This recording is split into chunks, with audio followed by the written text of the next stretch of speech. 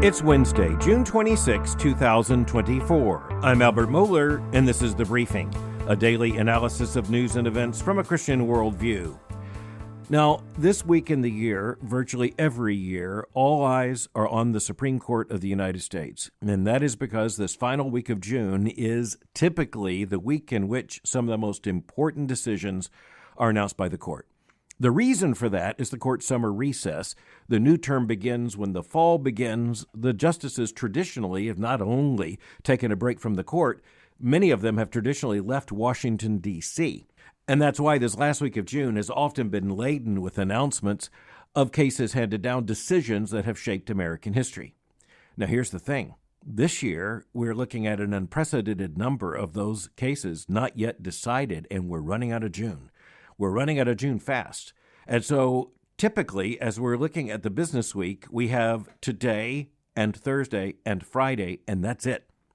And the court's clerk had announced that at least some decisions would be handed down today. We do not yet know what those decisions are, and certainly we don't know how those decisions came down and were decided. We're going to have to look at this very, very carefully, and we're not going to have much time. And add to that in an unprecedented development, the first presidential debate of the 2024 cycle is going to be taking place on Thursday night.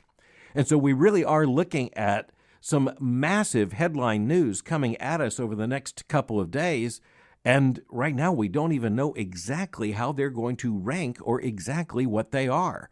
So, in other words, we better buckle our seatbelts. We're about to have a wild ride.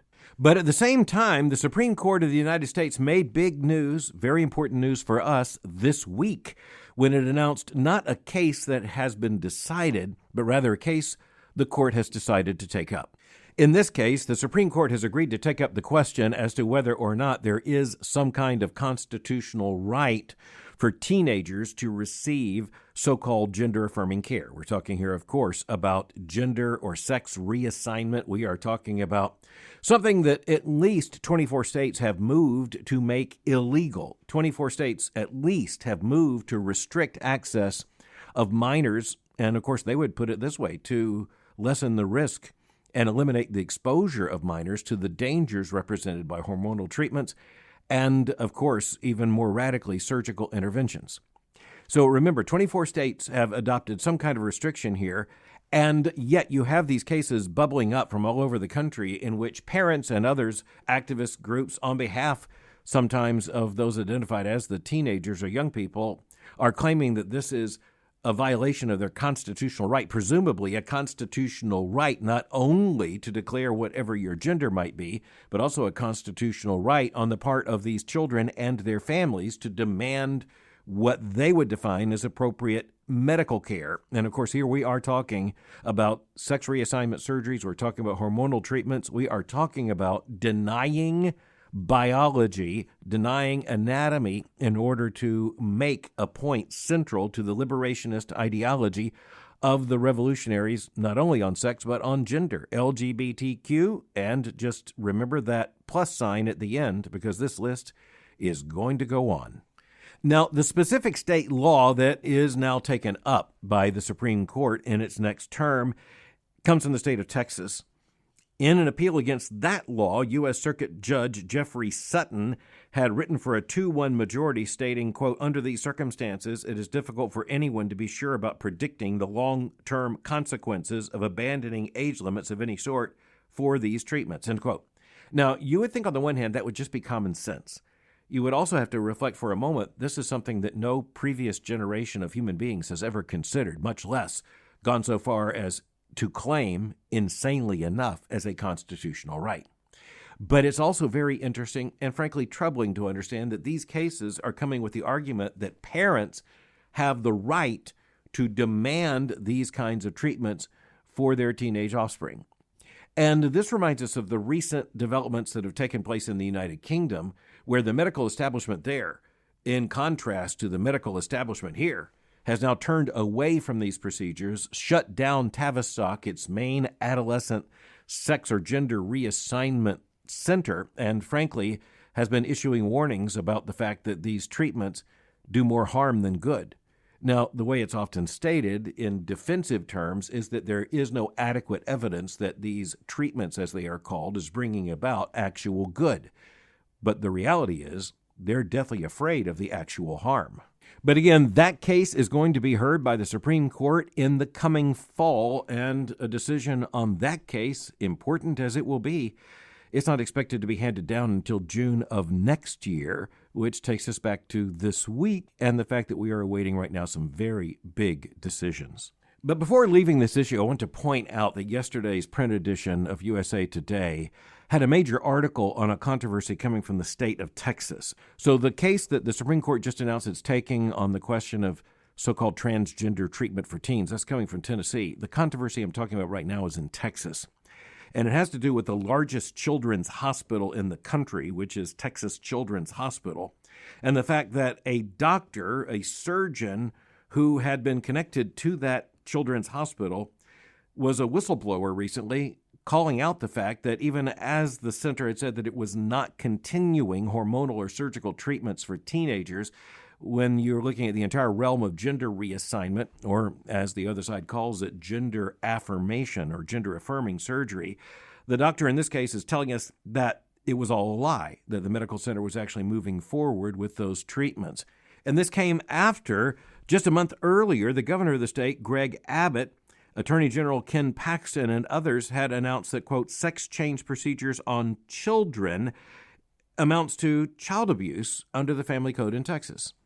Now, that's not so much a new law as it was a statement that as the governor and the attorney general see the issue, the Texas code, the Texas family code already would make clear the warnings against child abuse, and the governor and the attorney general said that they would include sex change procedures as forms of child abuse, warning to parents.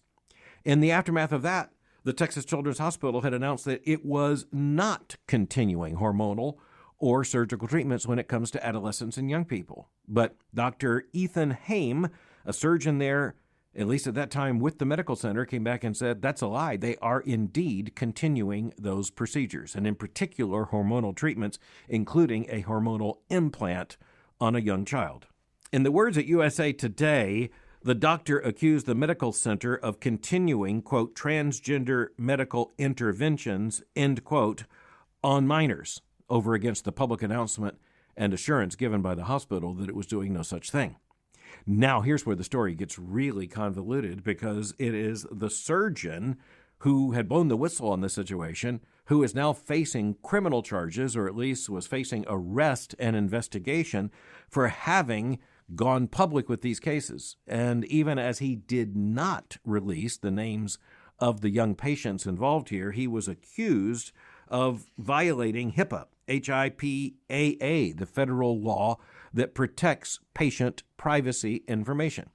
Now, those who are defending the doctor, and I think they're on the right side in this, are saying, no, here's a whistleblower, and he did not violate the law.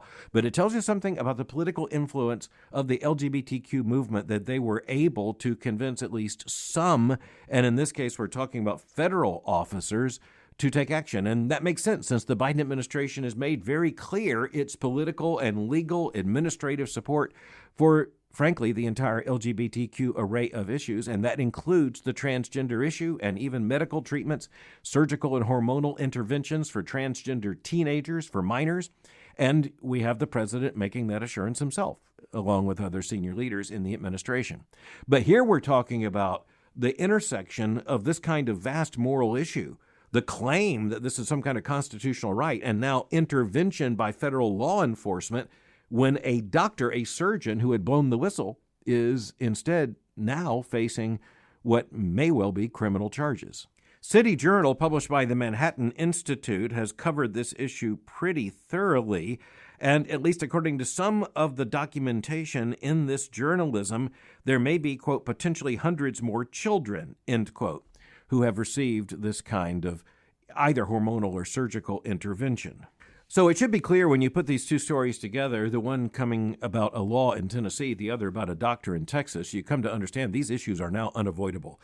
And that almost assuredly explains why the Supreme Court announced this week it's decided to go forward with a full hearing of at least one case concerning teens, minors, that is to say, and transgender treatment. So it's going to be a very important case coming next year, but even today, we are awaiting big decisions to come. When they come down, we'll address them. Meanwhile, as we think about the Supreme Court, the New York Times yesterday ran an article underlining something we knew was going on, but it's really interesting to see how it's going on. The New York Times headline is this: Supreme Court will be focus of ad campaign by Democrats. Nick Corasaniti, who's the reporter for the New York Times on this story, tells us that the Democrats, for the cause of the 2024 general election campaign, are making a big issue of the Supreme Court and its future. And that's really, really interesting. And let me just point out why.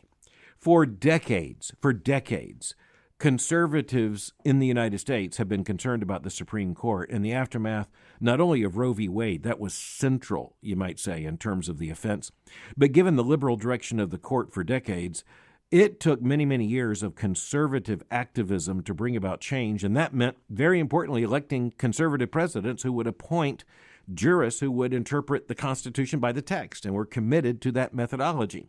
And that took decades, as I said, decades of offense and then decades of hard work. But here's the point. The side that considers itself on the losing side of Supreme Court decisions, it has the motivation to try to raise money to say we need to elect a president who will appoint our kind of justices, nominate our kind of justices. Right now, that energy is on the liberal side. Even as he is running for re-election, President Biden has, on the stump, tried to make the case for himself to his more liberal crowd by saying, look, I think in the next 4 years, a president will have the opportunity to appoint perhaps 2 justices. Now, you need to understand how they're doing the math there, because this is really interesting, and this week just underlines why it's so interesting.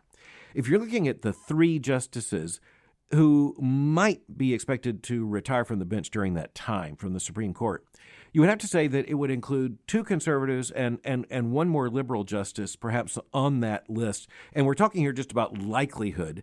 And so this is probably a reference to age. So you're probably talking about conservative justices Clarence Thomas and Samuel Alito, and liberal justice Sonia Sotomayor. Now, I'm not saying that I have any information that they're going to announce retirement. And as a matter of fact, unless there is a conservative president, a Republican president elected in November, it's hard to imagine Justices Thomas or Alito, either one of them, announcing retirement from the bench. But it is going to be very interesting to see. The stakes here are the point.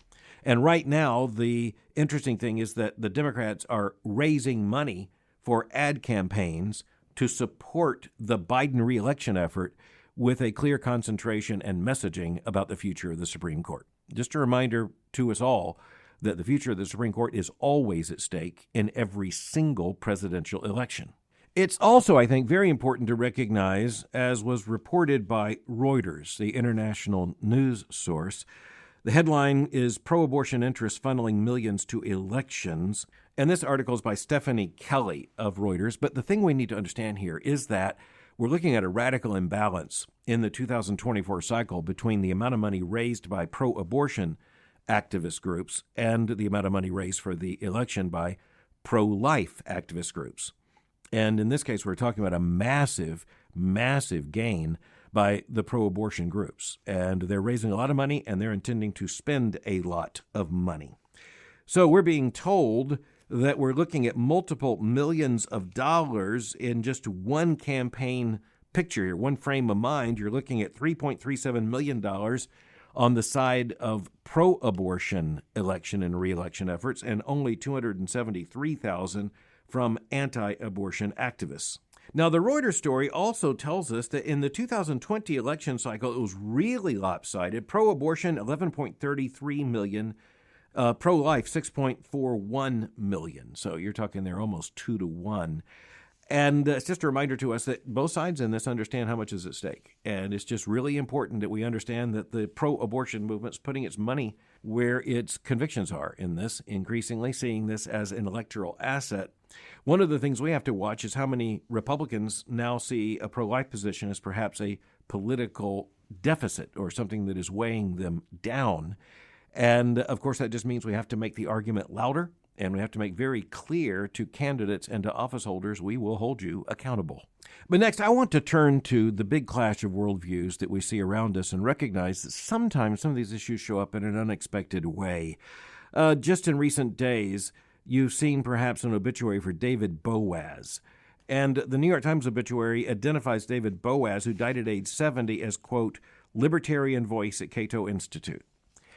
What does it mean that someone was a voice for a libertarian worldview?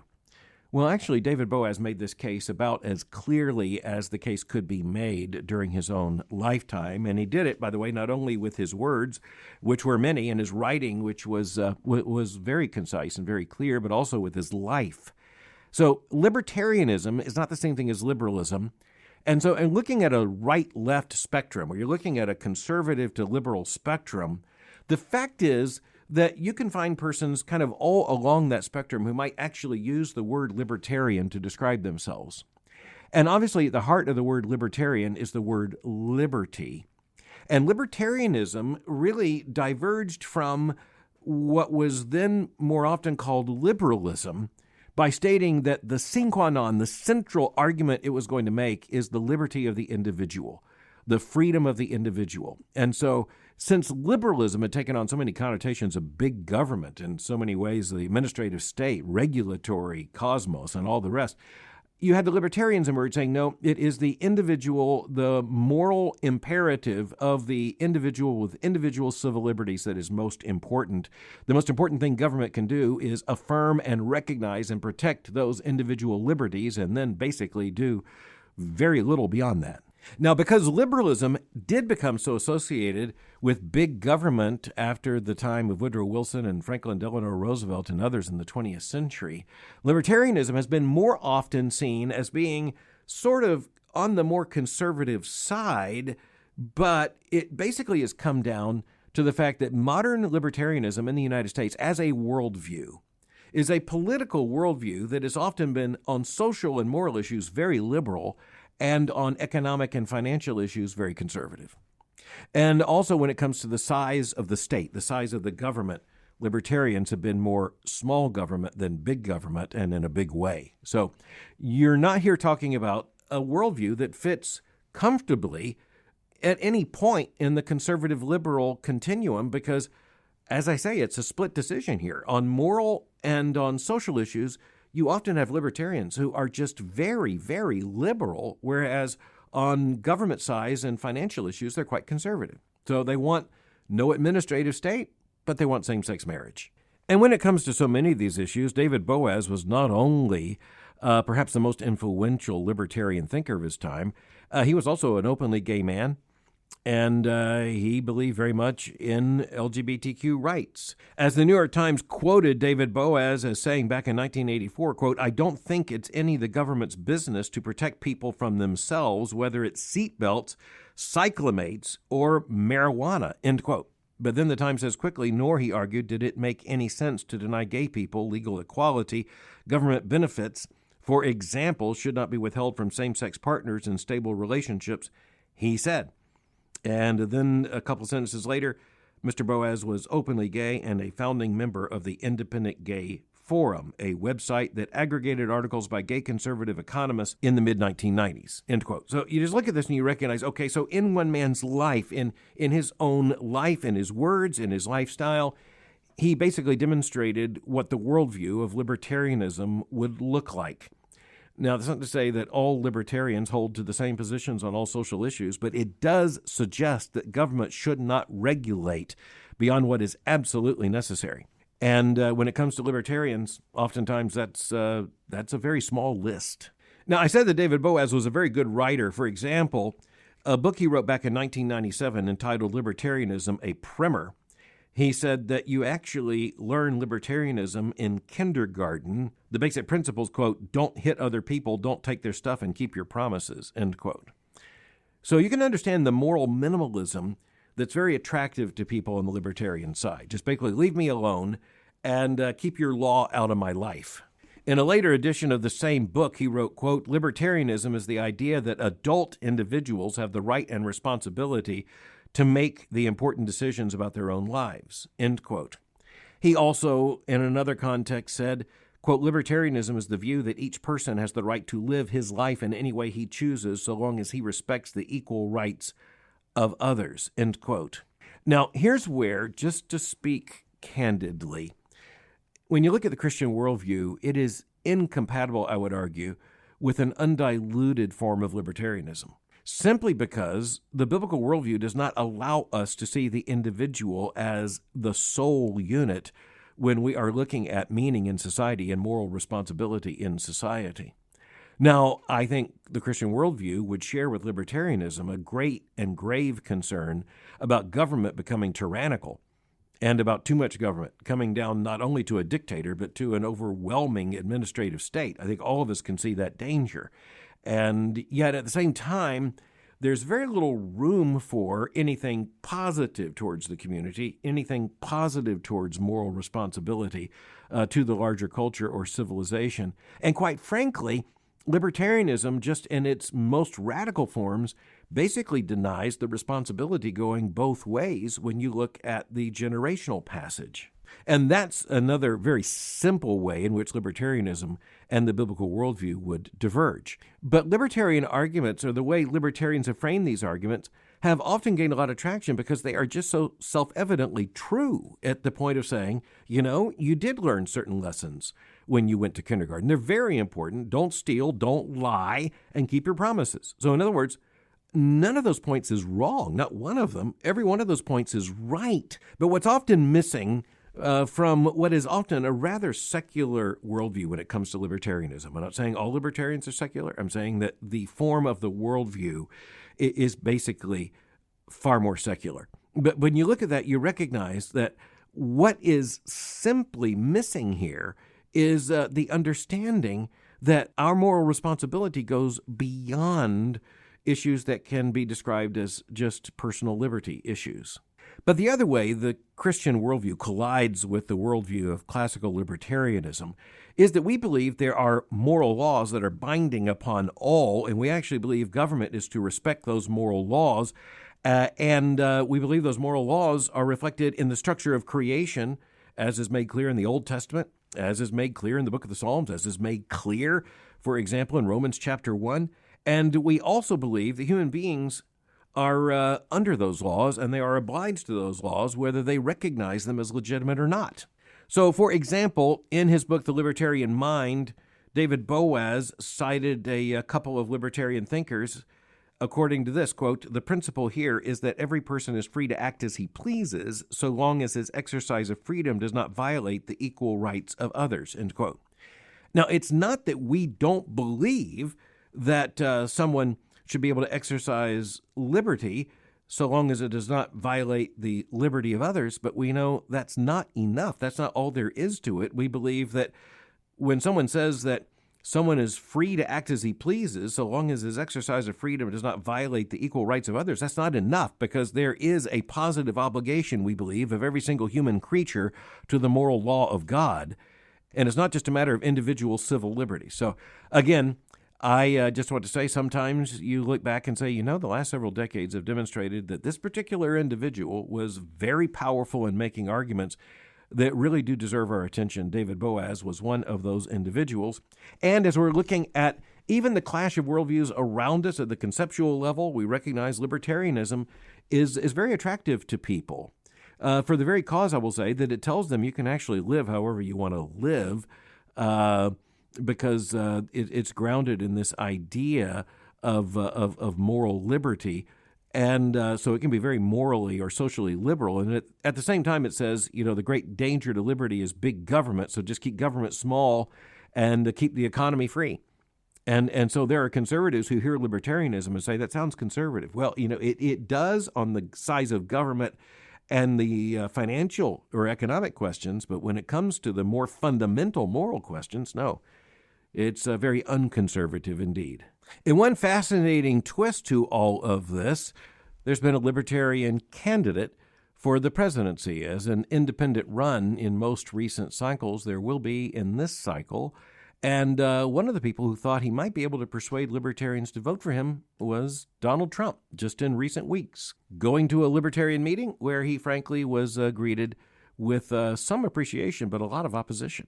By the way, the former president chided them for the fact that, all they've been able to do is attract about 3 million votes, which is a tiny little percentage of the vote. And he asked them how happy they are with staying there. And I think that gets to another issue, and that is that if you try to say divide the question and be socially liberal and supposedly economically conservative, the reality is that the candidate presented by the Libertarian Party is not likely to hold to both of those equally, but to emphasize one at the expense of the other. One thing I appreciated about David Boaz is the fact that whenever he made an argument, he believed that ideas are important.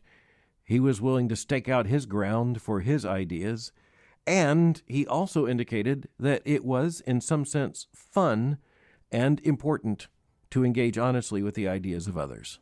And he also very clearly understood the importance of worldview, and he knew his own. Thanks for listening to The Briefing. For more information, go to my website at albertmohler.com. You can follow me on Twitter or X by going to twitter.com/Albert Mohler.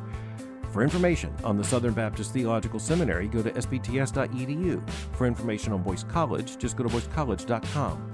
I'll meet you again tomorrow for The Briefing.